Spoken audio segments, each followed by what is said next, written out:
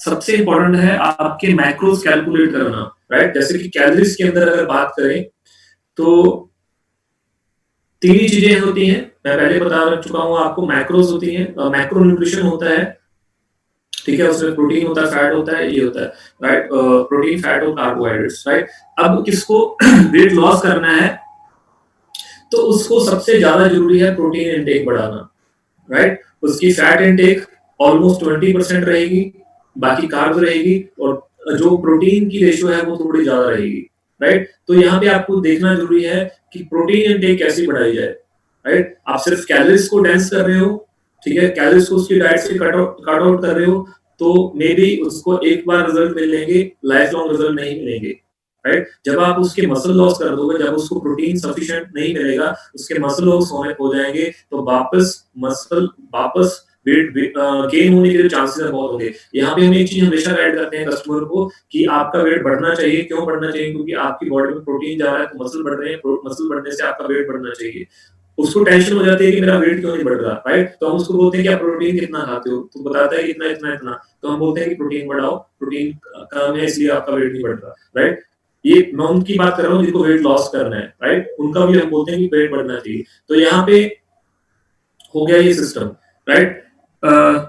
Weight loss का system, right? इसमें high protein रहता है, लो कार्ब्स रहते हैं और लो फैट रहता है, राइट? तो यहाँ पे प्रोटीन का बहुत बड़ा। अब आपको ऐसे कुछ चीजें आपके टिप्स पे होनी चाहिए कि इस स्नैक्स के अंदर इतना प्रोटीन है और इतनी कैलोरीज है, ताकि आप कस्टमर को बताओ तो आपको सोचना ना पड़े, राइट? तो क्योंकि कस्टमर वापस आपसे यही क्वेश्चन रिपीट करेगा कि मुझे ये बताइए कि प्रोटीन सबसे ज्यादा किसमें होता है और कितनी उसमें कैलोरीज होती हैं। अगर आपको वहां पे पता नहीं होगा तो आप फंसोगे, राइट? तो पूरी इंफॉर्मेशन आपके पास होनी चाहिए। उसके बाद है मेंटेनेंस, कैलोरीज कैसे होती हैं, वेट मेंटेन कैसे होता है। तो वेट मेंटेन के लिए आपको बराबर रेशियो में प्रोटीन चाहिए, बराबर रेशियो में फैट चाहिए, अप्रोक्सीमेट 30% फैट, 30% प्रोटीन, पीछे का जो बचा 40% वो चाहिए आपको कार्ब्स, ठीक है?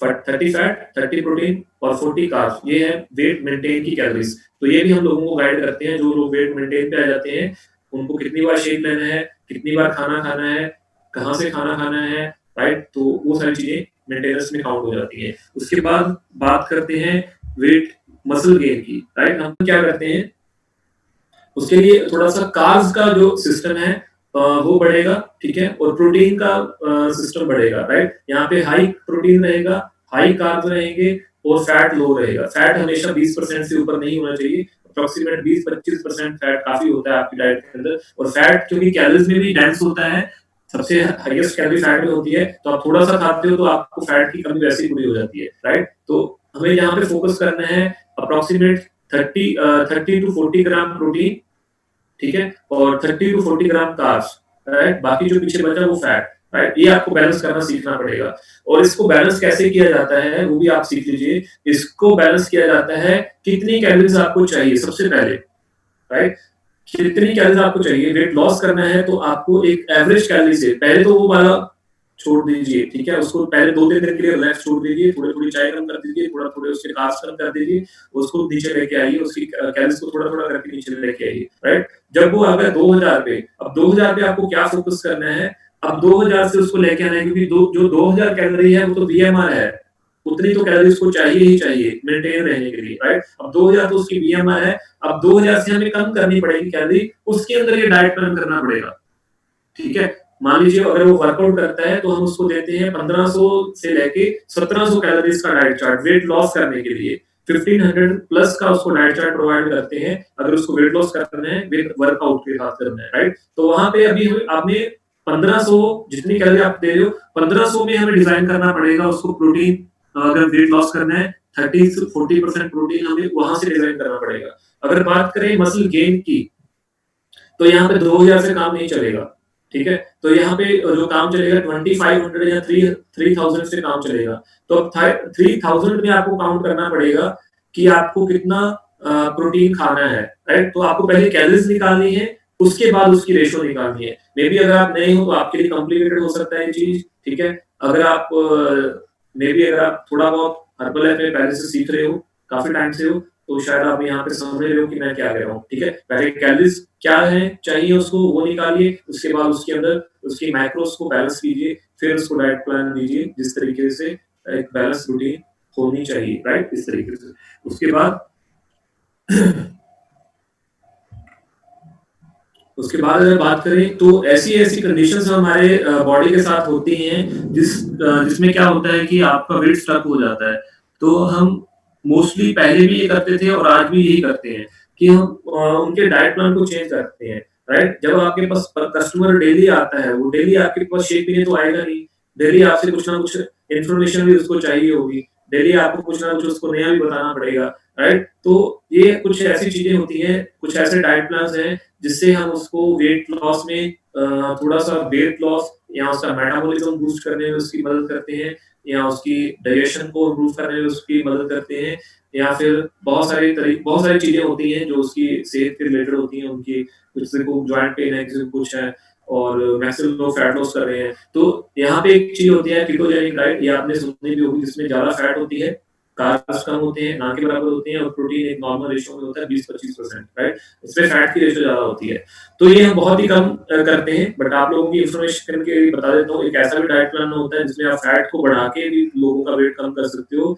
अनटिल एंड अनलेस एक चीज़ आपको ध्यान रखनी है कि उसमें आपकी कैलोरीज़ डेंसिटी होनी चाहिए, कैलोरीज़ आपकी डेफिशिएंसी होनी चाहिए, सॉरी, राइट? कैलोरीज़ आपकी डेफिशिएंसी होनी चाहिए, मतलब कि 1500-1700 का डाइट चार्ट होना चाहिए, 2000 से ऊपर डाइट चार्ट जाएगा तो आपका ये भी आपका डाइट प्रोग्राम काम नहीं करेगा, राइट? ये हम कितनी बार देंगे? मैक्सिमम 2-3 दिन के लिए बस, एक बार उसको रिजल्ट देने के लिए ये डाइट प्लान दे सकते हैं, राइट? ये कीटोजेनिक डाइट है, लंबे समय तक करेंगे तो इसके साइड इफेक्ट भी हैं। 2-3 दिन के लिए वेट को बूस्ट करने के लिए, मेटाबॉलिज्म को बूस्ट करने के लिए आप ये कर सकते हैं। नंबर 1 ये है, ये हम बहुत ही कम करते हैं, ये बहुत ही रेयर करते हैं। ना के बराबर ही करते हैं, मैक्सिमम ये करते हैं, राइट? ये है आपके intermittent fasting, right? Intermittent fasting में क्या होता है कि मॉर्निंग में आप 12 बजे तक कुछ भी नहीं खाते, राइट? और उसके बाद रात को 8 बजे के बाद कुछ नहीं खाते, राइट? आपका 16 घंटे का फास्ट होता है और 8 घंटे का आपका खाना-पीना होता है। 8 घंटे में आप 2 से 3 मील लेते हो, 3 मील या 4 मील लेते हो, ठीक है? और बाकी का ये भी हम कोशिश करते हैं, इसको हमने एक नाम दिया हुआ है, इंटरमिटेंट फास्टिंग नाम बोल के हम इसको बोलते हैं लिक्विड डाइट, ठीक है? लिक्विड डाइट बोलते हैं, जिससे कस्टमर को भी थोड़ा अच्छे से समझ में आ जाता है। लिक्विड डाइट में हम क्या करते हैं, कस्टमर को 3 टाइम शेक देते हैं, ये हमारा फिक्स होता है, हफ्ते में हम 1 बार कस्टमर को लिक्विड डाइट पे डालते हैं, 3 बार शेक देते हैं और बाकी उसको कार्ब्स को कम करने के लिए हम उसको उसको उसको आप कीटो डाइट भी बोल सकते हो, राइट? क्योंकि कीटो डाइट में भी क्या है कि कार्ब्स कम है और इसमें भी कार्ब्स कम है जो हम लिक्विड डाइट बोलते हैं। इसमें भी आपका 3 टाइम शेक रहेगा तो प्रोटीन ही मिलेगा वहाँ से आपको, राइट? और उसके बाद आपको अगर चाहिए तो हम बोलते हैं आपको पनीर खा सकते हैं, ठीक है? वहाँ से भी प्रोटीन और फैट मिलेगी और उसके बाद अगर हम बोलते हैं तो आप थोड़ा बहुत फ्रूट खा सकते हो, वो भी ना के बराबर। इस तरीके से आप अपने पूरे दिन का, हफ्ते में 1 दिन का शेड्यूल इस तरीके से बनाते हैं, तो वेट स्टक होने के चांसेस कम होते हैं, रिजल्ट उसका हमेशा अच्छा रहता है, बूस्ट होता रहता है इस तरीके से। और एक होती है डैश डाइट। ये डैश डाइट ऑटोमेटिकली एक मतलब हम करते हैं, ऑलरेडी हम कर रहे हैं इसके ऊपर काम। हमारा जो हर्बल लाइफ का डाइट प्लान है वो लगभग डाइट डैश डाइट से मिलता-जुलता ही है। इसमें आपका नमक की मात्रा कम हो जाती है। नमक आप उसको 1200 एमजी के अंदर उसको बोलते हो। पर डे पर्सन को 5 एमजी नमक चाहिए, ठीक है? 4 से 5 एमजी नमक चाहिए पर पर्सन को, राइट? सॉरी, एमजी नहीं, ग्राम्स, ठीक है? 5 ग्राम तक नमक चाहिए पर डे पर्सन को।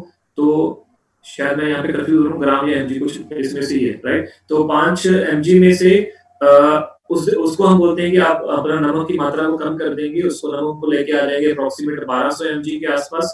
हाँ, 1200 एमजी इज राइट, ठीक है? 1200 एमजी के पास लेके आ जाएंगे और 1200 एमजी के अंदर उसको बोलेंगे कि बाकी आपका जो मील प्लान है वो 2 टाइम का शेक है, 2 टाइम का स्नैक्स है और 1 टाइम का प्रॉपर मील है जो आप लंच बोलते हैं इसको, राइट? तो इस तरीके से 5 टाइप का मील प्लान उसको बनाते हैं जिससे उसको इम्यूनिटी वगैरह ये सारी चीजें बूस्ट करने में मदद होती रहती है।